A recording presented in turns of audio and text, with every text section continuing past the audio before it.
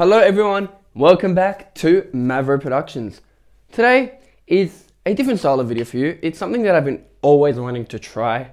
For those of you that don't know, I've grown a real passion for music over the past year and a half, 2 years. You know, I just love sitting down, analyzing a song, getting into the lyrics, and if it's a song that I used to listen to when I was like younger and I just sing without the lyrics, knowing what they meant, I like to study that. So for this reason, we are doing, in my opinion, and I have to stress this enough that this is my opinion, the top 10 best musical albums of all time. Now all of you are going to look at me and say, oh, but all you do is like listen to country music.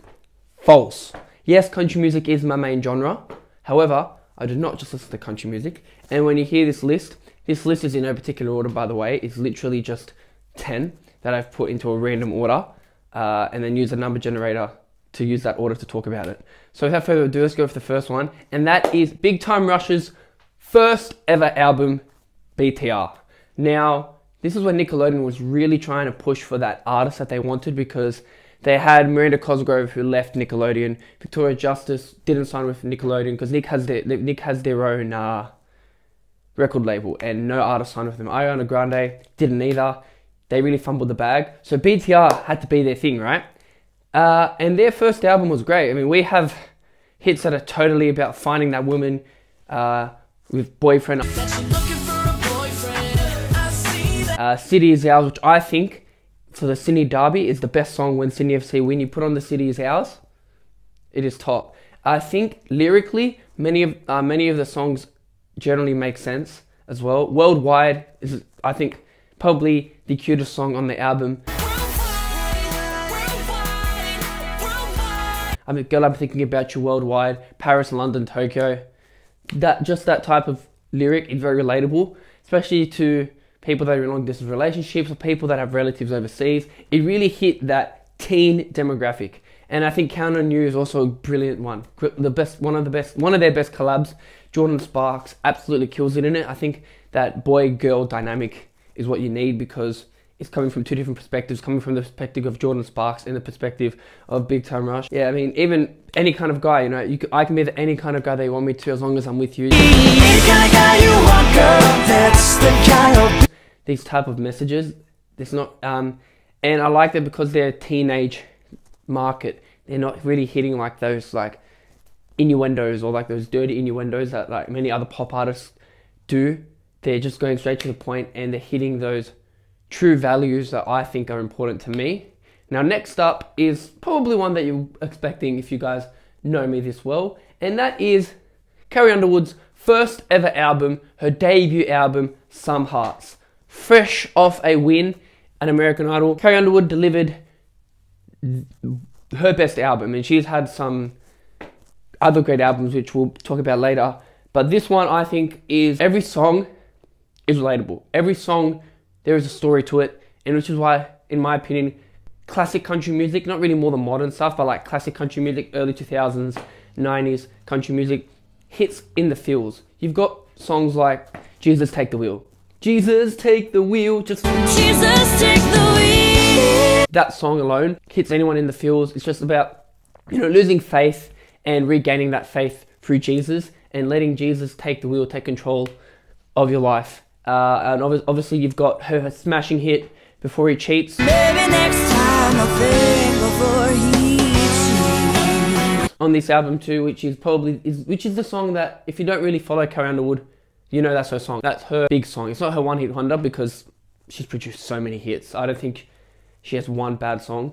And then, you know, there's other songs like I Just Can't Live a Lie, Whenever You Remember, I Ain't in Dakota Anymore. These are more feel these songs. I Ain't in Dakota Anymore isn't really that relatable to someone that's in the city, because, you know, she's leaving her hometown and hitting the streets of New York and LA. It's mostly her story of American Idol and how she left her little town in Dakota, hopped on a plane for the first time ever, and headed to American Idol, which ultimately changed her life. But I ain't in Dakota anymore.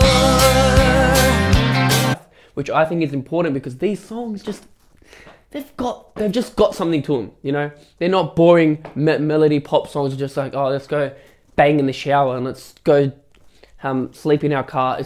They've got proper feeling to it. But I think one of her two most underrated songs in this album, wasted. As soon as I hear that start, the do do do do do, the radio just cranks up because it's just that good of a song, and it's also good. You don't want to waste your time. You don't want to waste your time, and you don't want to waste your life, which I think is good. And don't forget to remember me. That's the song I wake up to every morning. It's just about.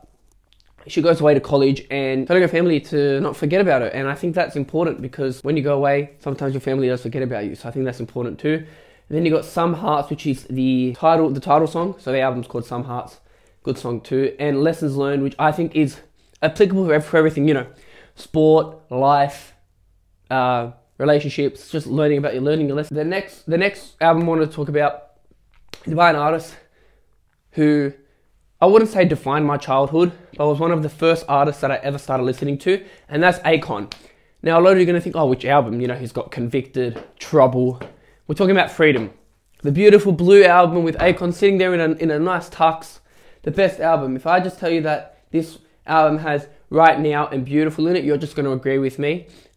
This album really sets the tone on Akon's voice. He's got that distinct voice that everyone knows if you listen to him. And this album just excels that. He sounds the same live. I saw him live last year and sounds the exact same. I think Beautiful, it's a cute song. The rapping I think ruins it a bit with the bit of the innuendos that are with it, but you're so beautiful. And I think Right Now is good. I wanna make up right now, wanna make up right now. You know, Troublemaker, We Don't Care, like those type of songs. The message isn't the best, but I like the beat to it, especially at the start of Troublemaker. I was Troublemaker. I think is good too. You've also got Holla Holla with the most auto-tuned T-Pain you're ever gonna hear in your life. Freedom is a childhood classic, and really just sets off the 2008 era of music that we had. That's Freedom for you. Next we have artists that I didn't really think I was going to get into. When I first heard of these artists, I was like, oh, white music, I'm not gonna like it at all. ABBA have produced some classic bangers. The definition of Eurovision before it became woke, and that's their VoulezVous album which has literally VoulezVous, Angel Eyes, Does Your Mother Know, and Gimme Gimme. I think that this album came out in 1979 and still has that big of an impact today. Just shows you how good the album is. And ABBA in general. They've got, I went to the store the other day and they had Nintendo Switch ABBA karaoke. Like, that just shows how influential they are. And this album, I think, has some of their best songs all put into one. Obviously, Dancing Queen isn't on this album, which I think is the #1 song of ABBA, but they've got multiple bangers in one album, mostly on this album. Next up, we're going to hit into that EDM genre. 2013 and 2012 were the best years of EDM, no doubt about it. This was before EDM went hardstyle, and a lot of artists were just collabing with rappers to try and make like a hardstyle type clubbing mix instead of focusing on the core EDM, which is you're in the sun, you've got a beer open, a bit like country music, and you just want to have a good time. You need that nice tune that's going to G you up as well for a football game. And this is where you look, 2012, 2013, in particular, nothing but the beat, David Guetta.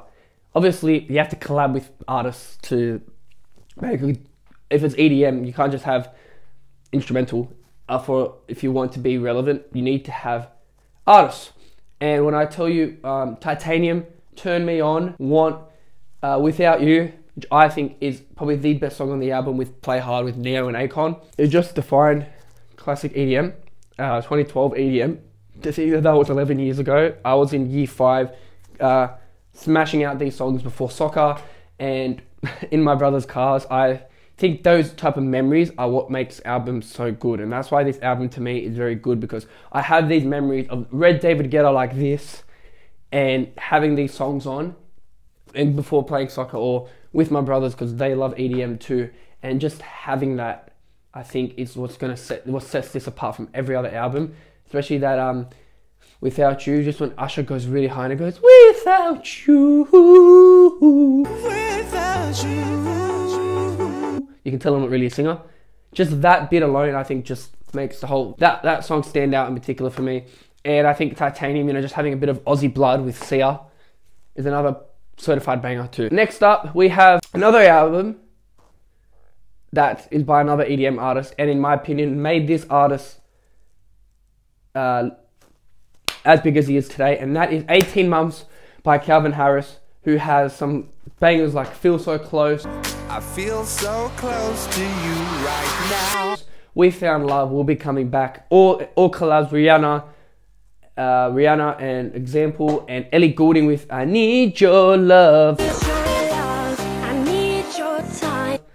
And Drinking From the Bottle with Tini Temper. Again, the best year of EDM. We were so blessed that year to have three of the best EDM artists release three absolutely cracking albums. And I think that is why my football in those years were the best years. Even Let's Go with Neo. I'm talking here and now. It's not about what you do, it's about what you're doing. This came out in 2012 and I'm still listening to these songs to this day. When you have that and it just remains relevant throughout, that's what literally this lifted Calvin Harris's career. I mean, he's doing One Kiss now and touring, and I think Calvin Harris hasn't really been, obviously, as good as he was back then, because, you know, EDM isn't as good as it was back then, but this album just lifted Calvin Harris 110%. And the next one I think is a weird one, but I think you need to have it in there just because of this artist's legacy. He's an artist that passed away. This is his album that has a lot of classic Greek tunes applied with Pandelidis' voice. May he rest in peace. You know, he's the classic Laiko, Greek pop kind of backgrounds that you have. And he's also produced like some great classic Galamatiano with Yinite. And also some songs that really you need to like balance out between the Laiko and the like Galamatiano type of songs with Desesi Choro and Onirozo and the Domeno, which are just like nice and peaceful Greek songs that you can have in the background of a Greek, which I think is good because when you want to be at a Greek party or like you're having an event and you just want to have nice, calm Greek music, you put on Vandelidis or you put on Arios, for example, because they're not going to swear or they're not going to sing about stupid things or committing suicide like Safanakis. They're singing from the heart, and I think Vandelidis had the best voice out of all Greek artists, and he, I think, if he didn't tragically pass away or also be an idiot with the way he passed away, he would have been the biggest artist because, you know, he had a huge success even after his death, and I think he would have been the biggest Greek artist today. Next up, we have a punk rock classic with Still Not Getting Any by Simple Plan, the best punk rock band in my opinion. Yes, Blink-182 is also good, and Bowling for Soup, but Simple Plan, this was their best one. You have Shut Up, Welcome to My Life, Thank You, Me Against the World, which is an awesome song before sport. Me Against the World, Me Against the World, Me Against the World. I think the instruments in this song, you know, the guitar riffs, the drumming, everything in this album is just the definition of punk rock. And this album came out when I was like 2004, I was 3. Came out, or 2.5 when this actually came out. And then you've got, you know, the song about car crashes, Untitled, How Could This Happen to Me? How could this, you know that meme that's, how could this happen to me? That's that song. And if you have something like that that's hitting TikTok and hitting the memes almost 20 years after the album came out, then you know that this album is leaving a legacy. And I think, yeah, this really defined Simple Plan's career and lifted them off to have their no pads, no helmets, just balls album, and even their current album, the new album Harder Than It Looks is another great album. And I think Simple Plan, this was their confidence they needed to have that. And they've got a very loyal fan base. I think that's a good thing about Simple Plan and Carrie Underwood, is that they have such a loyal fan base. You look at Simple Plan, they're touring in Europe and they're still getting such a good turnout. My brother's there now and his Full Simple Plan. And Carrie Underwood, no matter what album she produces, whether she's trying to go super pop like she does in Cry Pretty with some of her songs like The Champion and Southbound, which is terrible. That's probably the one song I don't really like about her because it just doesn't really mean anything really. And Low, she just goes really pop, but yet her audience still remains loyal to her. And whenever she has a new song, you know I'm the first one listening to it. Anyway, went on a bit of a tangent for that. The next one is a groundbreaking EDM classic banger album, which it made or break this guy. It basically broke this guy's career, but also made it. This is True by Avicii, which has got Wake Me Up, You Make Me, Hey Brother. Just got to say those three, and you know that it's a good album. Basically, this has elevated Avicii to stardom, and really started the start of Netherlands, Sweden, that type of European DJs. With you had the rise of Hardwell coming through the ranks because of this. We love Hardwell, and Kazi. So you've had a lot of DJs rise because of what Avicii did, and obviously Avicii toured a bit too much, and that's what ultimately cost him his life. But again, these are the tunes that I think are the definition of 2012, 2013 EDM. When it was summer in Australia, these were like the three main songs you heard. You heard Hey Brother on probably 96.1 every single day. And that's when you know that it's influential. Even now, if you chuck it on, people are still going to jam out to it. And last but not least, we go back into the country music scene. And you're probably shocked that I have more EDM than country. But, I mean, it's just the way it is sometimes. Because with country music, a lot of the modern stuff isn't as good as the classic stuff. I think the production on the EDM songs are a lot better. And I think that the influence that they've had on the wider scale of the world is obviously bigger, because country music, I wouldn't say it's a niche, but not as many people listen to it as much as, David Guetta, Avicii, Calvin Harris. But the next one is Luke Combs' newest album, Getting Old. I think this is the album where he's got the most relatable songs, especially Five Leaf Clover. What a song. It's like Wasted. As soon as I hear that violin at the start, the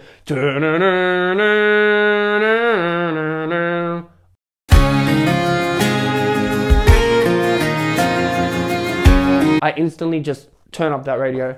And it's just about being lucky with the woman that you have in your life. Even in the lyrics, I know I'm a lucky man, and I ain't sure why I am. It's just very relatable, because you're lucky because you've got that person in your life that's supporting you, and how he's that lucky that he doesn't have a 3-leaf clover, he has a 5-leaf clover, and even tattoo on a sunburn. That hot sunny day where you forget to put some sunburn on, and it's on top of a tattoo, and it's just that hurt as well, that hurt of a woman too. And a song was born.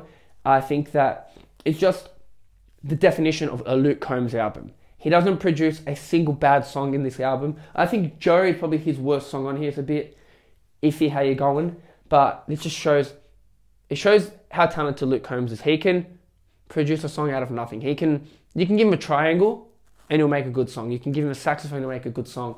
And this is why I had to put that in there, because this came out this year, and there's no snappy beats or him trying to be pop like you're seeing in Kane Brown and Florida Georgia Line, where they're trying to be pop or they're trying to delve into that pop scene. Even Carrie Underwood does it a bit. It's just pure country, it's pure instruments and pure vocals, which I think is great. The production is great. He's got beautiful instruments. There's so much guitar, so much violin that you can hear in it, and I think that's what makes this album so good. Anyway, that has been my top 10 list. Let me know what your thoughts are in the comments. This has been Mavro Productions. I hope you enjoyed this type of video. Very different one for you, but I feel like it's a passion that we have to talk about.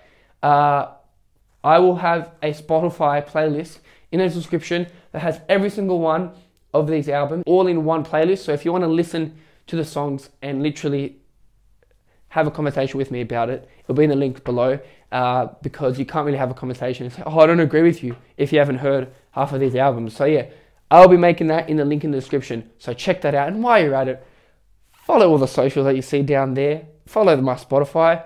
Get on it. Get to it. Good. See you soon. And don't forget to subscribe to Mavro Productions.